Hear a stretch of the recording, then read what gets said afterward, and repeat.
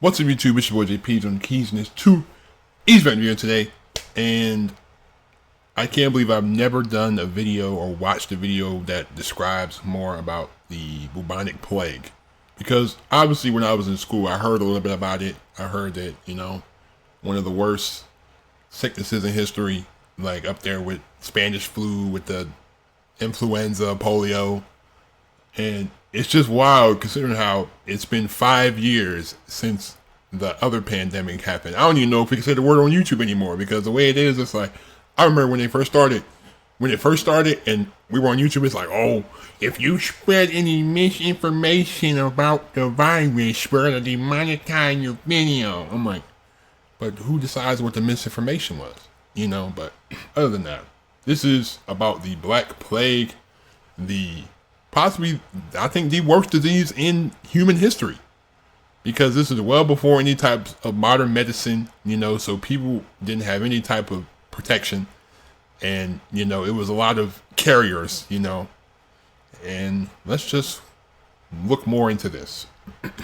This video was made possible by CuriosityStream. When you sign up at curiositystream.com, I like CuriosityStream. They got some good stuff on there. They do. I'm not even endorsement. They really do got some good stuff on there. Real life lore is a part of. Pandemics and diseases have been a constant companion of humanity for thousands of years, and although they happen relatively rarely, they can be tremendously destructive, and they often change society in strange and unexpected ways. And there is perhaps no disease that has changed the entire course of human history more than the original plague, the Bubonic Plague. Likely originating somewhere around the Tian Shan Mountains in Central Asia, the bacterium Yersinia pestis that causes bubonic plague lied relatively dormant with only occasional outbreaks for untold millennia, until something changed in the 6th century AD. The Byzantine Empire was at its apex of power and influence. She had just retaken the Italian peninsula and was close to reuniting the entire Roman Empire again when, all of a sudden, at the worst possible time, the bubonic plague appeared in Egypt. It's not entirely clear how it got here from its origins in Central Asia, but the first global pandemic in human history was about to begin anyway. The bubonic plague is spread by infected fleas that live on the backs of rats. The rats stow away on ships and live within close proximity to humans. Right. So when the ships carry the infected rats to new cities, the disease inevitably follows. Exactly. The rats eventually die, and the fleas that actually carry the disease search for new hosts and jump on humans. When the flea bites a human, bacterium enters the body and rapidly spreads to the human's lymphatic system and multiplies. The infected person may not show any symptoms for 1 to 7 days after getting bitten, but they'll eventually develop a fever, chills, vomiting, and eventually the trademark appearance of smooth, painful buboes developing out of swelled up lymph glands around the groin, armpits, and the neck. Gangrene of the victim's fingers, toes, lips, and nose will eventually develop, followed by extreme pain caused by the decomposition of living skin while the victim is still alive. Without proper medical treatment, the fatality rate is between 30% and 90% of victims who become infected. And even with proper modern... That's crazy. They said it started in Asia. We all know where it went to. As soon as I saw it started in Asia. Hold on a second.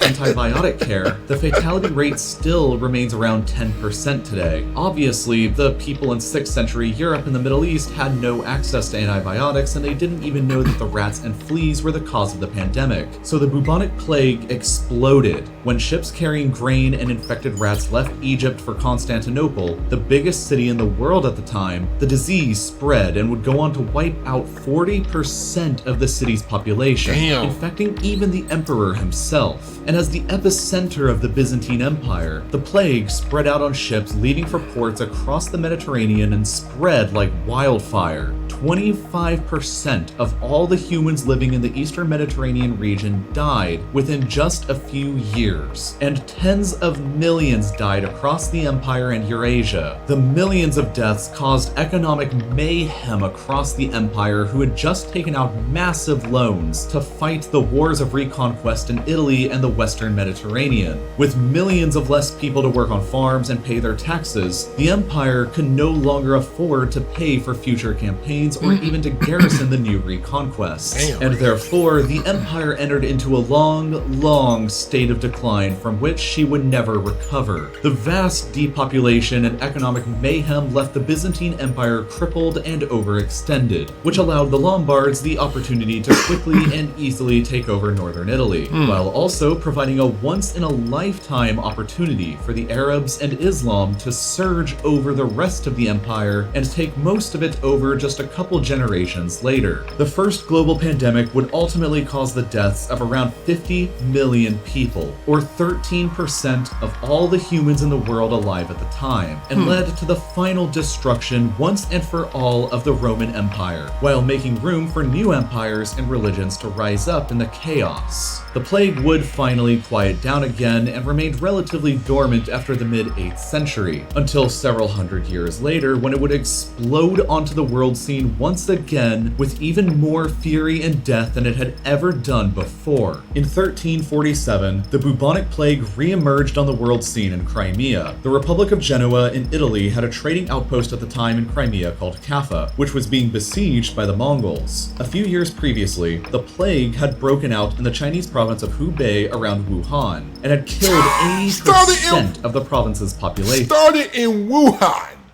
Started in Wuhan.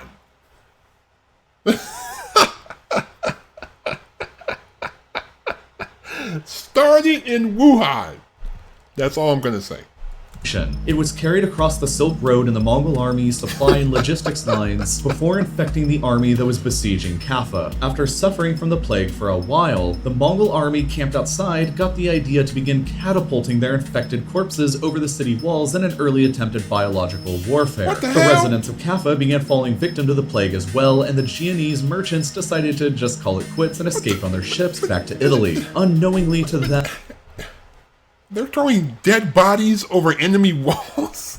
What? However, they had brought the infected rats and fleas with them on their ships, which were the seeds that would sow the worst pandemic ever in all of human history. After the rats got off the ships in Sicily and Genoa, the plague exploded all across Italy and quickly spread along trade routes across the entire Mediterranean and Europe. So between 1347 and 1351, the plague ravaged most of the European continent. In just these 5 years, it's estimated that as much as 60% of the population of the European continent died. But some areas were hit harder than others. Mediterranean regions like Italy, France, and Spain saw as much as 75% of their populations die. 70% of England's population died out, 60% of Norway's, and 20% of Germany's. Paris and London both lost half of their populations, and Florence lost so many people that they didn't recover their population back until the 1800s. But other areas of Europe were almost never even touched by the plague, like Poland,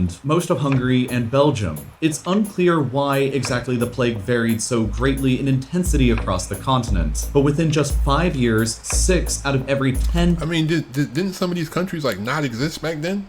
Like, didn't some of these countries not exist? Like, I'm sure Europe was a lot different in the 1300s, you know. People living on the continent beforehand was dead. The Black Death, as it became to be known, also heavily afflicted the Middle East, where approximately 1 out of every 3 people died in that same 5-year time frame as well. It's believed that in just this 5-year length of time, the bubonic plague may have killed as many as 200 million people across Eurasia, which is absolutely staggering when you remember that the entire world population prior to the pandemic was only 475 million people. So that's half the means population. that it's possible that around 42% of the entire human population of the world died within just a few years from a single disease. Well, if we're being honest, nobody had discovered in the Americas, so... But if we're talking about just Europe, you know... To put into perspective how absolutely earth-shattering and cataclysmic it was for the time, that would be exactly like if a disease wiped out 3.15 billion people today in just a few years. It would irrevocably change the world forever, just like the Black Death did in the 14th century and like the First Plague did in the 6th century. In this case, the Black Death wiped out most of the people living in Europe, which caused the demand for common people as laborers to skyrocket. The surviving peasants were in a much better position to demand higher wages and more freedom from the nobility, which the nobility had to accept as reality in order to keep society moving. Wages for surviving common people went up, the price of land plummeted, and peasants found new opportunities they never would have had beforehand. The Black Death had begun the destruction of serfdom and feudalism as institutions in Europe, and gave rise to the very beginnings of capitalism that would replace it. It would take Europe an entire 2 centuries to recover back to the population that she had prior to the eruption of the plague, and by that point in the 1550s, capitalism was well on its way to taking over the continent. The bubonic plague would periodically flare back up in various places across Europe and the Middle East for centuries afterwards, most notably in London in 1665 and Marseille in 1720, but none ever became a true pandemic again until the final and the most recent Third Great Plague pandemic of 1855 in China. This time around, the plague appeared in the Yunnan province of China and quickly spread across the Qing Empire to the British outpost of Hong Kong, where it was transmitted aboard ships to the British colonies in India, where it wreaked immense havoc. This third bubonic plague pandemic would go on to claim the lives of 12 million more people, mostly in India and China, but it was relatively mild everywhere else in the world. After the discovery of the bacterium that causes the disease and the realization that rats and fleas were the primary carriers in the late 19th century, and especially after the discovery of antibiotics, the deadly grip that the plague had over the human species began to finally fade away. But the bubonic plague does still exist today. Between 2010 and 2015, there were still 3,248 recorded cases of the plague across the world, and on average, 9 people still managed to get infected by it per year in the United States. After thousands of years of chaos and earth-shattering pandemics, though, humanity has finally learned how to properly fight back against the bubonic plague. If you want to learn more about how diseases like this work on a biological level, or if you're curious for more information on the ongoing and evolving coronavirus pandemic, CuriosityStream has multiple fascinating short documentaries like this one, or this one that will tell. All right. Well, that is more about the bubonic plague, and it's just crazy how much our medical field has advanced since then, and the fact that it took a worldwide plague to end the serfdom era. Like, that's the crazy part. It takes these really wild circumstances to end these governmental systems. Like, that's really wild. Like, it took 60% of, like, it took 40% of the world dying for peasants to get equal rights. Like, what? Like, you had no choice when it was like, that's the only people that can do the work. But I don't know, it's just crazy, especially considering all the calamity that happened when COVID was going on, and just like all the people were making such a big deal about wearing a mask. Like, it's not that big of a deal. You're just wearing a freaking mask. Like, I understand if you don't want to get a shot. I completely understand if you don't want to get a COVID shot. But like, wearing a mask, bruh, like come on, bruh. Like, but anyways, thank you. I really appreciate y'all. Leave a like if you enjoyed. Turn on my post notifications if you haven't already. Please be safe. Stay on the grind. Have a great day. I'm out. Peace.